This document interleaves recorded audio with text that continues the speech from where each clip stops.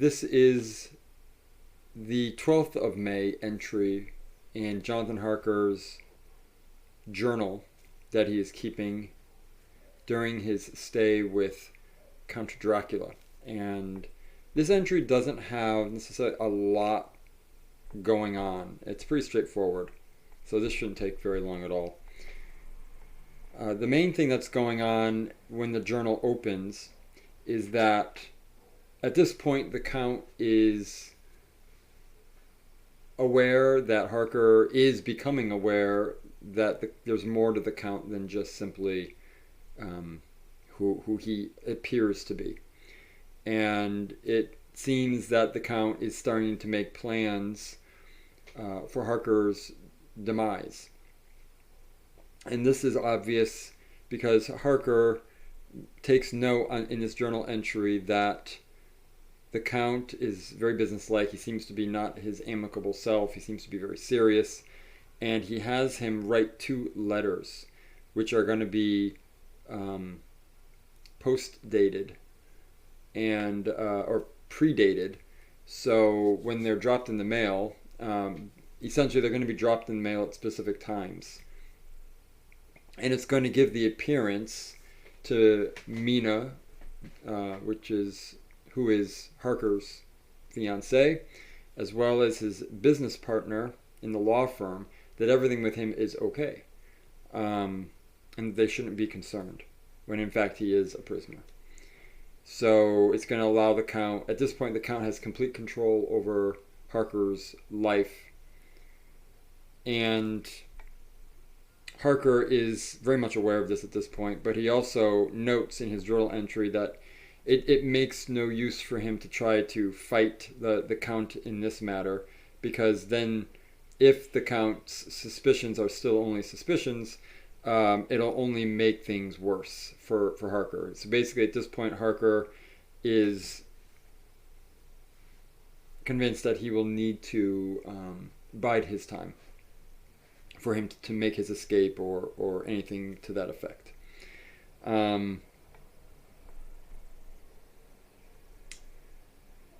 There is a warning from the Count not to put things in the letters that are anything beyond what the Count has approved of. The paper and the envelope are thin, so the Count can read through it. But one thing that Harker has found some solace in is that he is going to be writing to Mina in a sort of code. He's going to be using shorthand, which these days we don't really have a lot for because we don't do a lot of our writing, although we sort of have this on social media when we use 2-3 letters like FYI or LOL, and a number of other different acronyms where we condense it down to 3 letters, and those 3 letters mean something else. And so we do have a form of shorthand, and that is what Harker is going to be using, although the shorthand that was used in the Victorian era is very much different than the shorthand that we use now. But he's convinced that the Count will not be able to figure it out. But he also knows he has to be careful, because if the Count notes that there is a letter and it's obvious that he cannot see what's being written in it, even if it's in this shorthand, the Count will immediately become suspicious. So he still has to be very careful of how he employs this shorthand. And then after discussing the letters, the Count gives an additional piece of information, which is more of a warning, because pretty much the Count has told Harker that he intends to keep Harker for at least another month at the castle. Why a full month? We don't know. At least it's not really... You can kind of imply it, that obviously there are things that the Count wants to do, and he needs Harker's expertise, maybe in British culture and whatnot. But also we can, we can deduct from Harker's words that the Count does not mean for Harker to leave the castle alive, or certainly not in a alive state that we would recognize. But in any case, the Count still is going to give Harker a warning concerning the rest of the castle. And he says, this is the Count speaking, "Let me advise you, my dear young friend, nay, let me warn you with all seriousness, that should you leave these rooms, you will not, by any chance, go to sleep in any other part of the castle. It is old, and has many memories, and there are bad dreams for those who sleep unwisely. Be warned, should sleep now or ever overcome you, or be like to do, then haste to your own chamber or to these rooms, for your rest will then be safe." And then Harker, after listening to these words, is thinking to himself, "I quite understood. My only doubt was to whether any dream could be more terrible than the unnatural, horrible net of gloom and mystery which seemed closing around me." So, Harker hears this warning, and I think he kind of takes it as a bit of an irony, because here the Count seems to be concerned of his well-being, yet the castle itself seems to be quite dangerous, and the Count obviously is dangerous. So Harker has to be a bit amused in a dark way that the Count feels so deeply for Harker's well-being. And then there's a part in the journal. It says later. So this is kind of like an afterthought. Harker writes, "I endorse the last words written, but this time there is no doubt in question. I shall not fear to sleep in any place where he is not.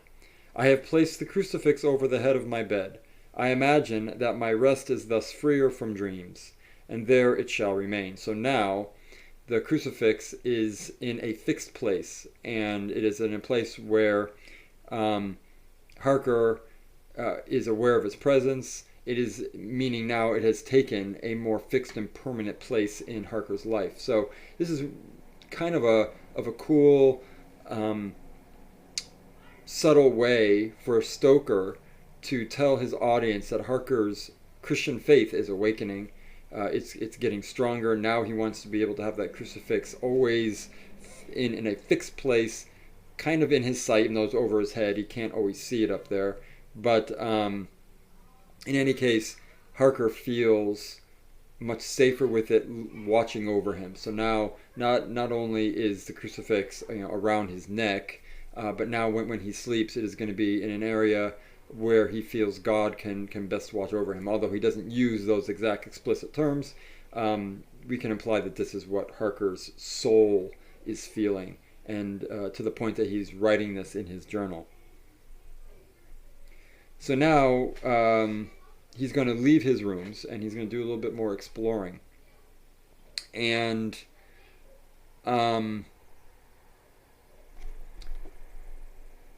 during this exploration,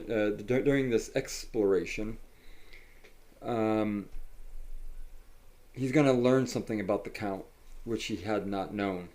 It's going to be another character trait of the Count's being a vampire. So he writes, where's a good place? When he left me, I went to my room. After a little while, not hearing any sound, I came out and went up the stone stair to where I could look out towards the south. There was some sense of freedom in the vast expanse, inaccessible though it was to me as compared with the narrow darkness of the courtyard. Looking out on this, I felt that I was indeed in prison, and I seemed to want a breath of fresh air, though it were of the night. I am beginning to feel this nocturnal existence tell on me. It is destroying my nerve. I stare at my own shadow, and am full of all sorts of horrible imaginings.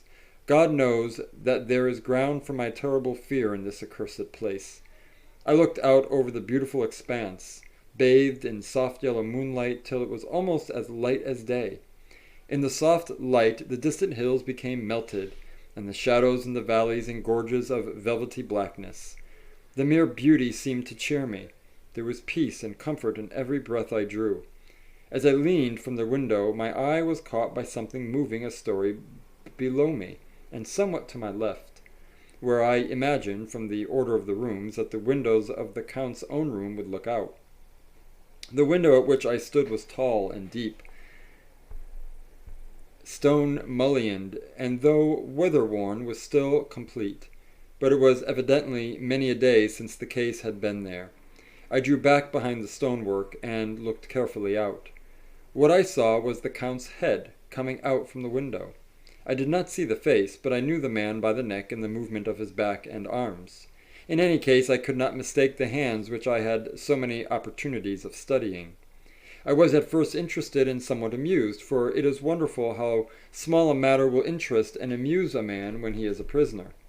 But my very feelings changed to repulsion and terror when I saw the whole man slowly emerge from the window and begin to crawl down the castle wall over that dreadful abyss, face down, with his cloak spreading out around him like great wings. At first I could not believe my eyes. I thought it was some trick of the moonlight, some weird effect of shadow. But I kept looking, and it could be no delusion. I saw the fingers and toes grasp the corners of the stones, worn clear of the mortar by the stress of years, and by thus using every projection and inequality, move downwards with considerable speed, just as a lizard moves along a wall. What manner of man is this? Or what manner of creature is it in the semblance of man?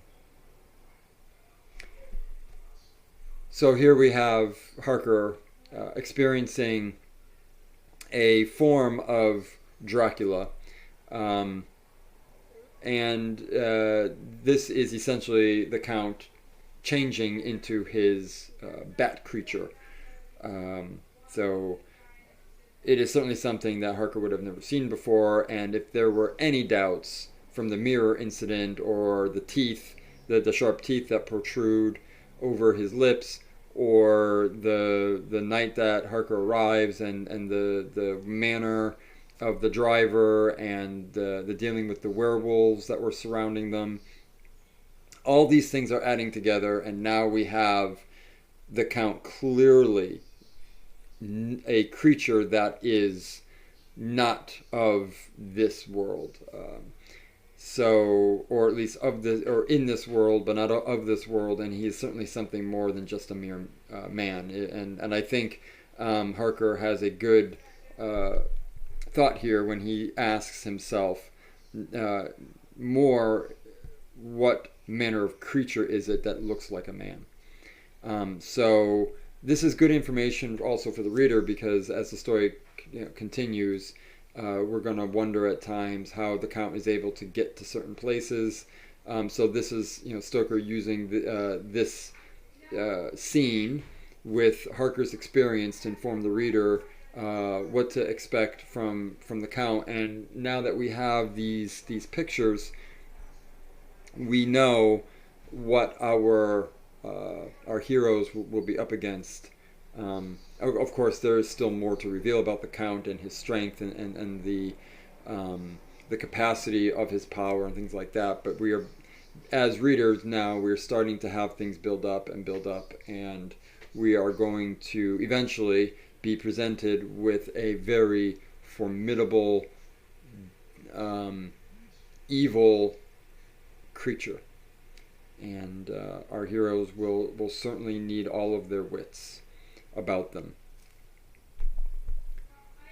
So we'll stop there and continue on with the next entry, with the next video.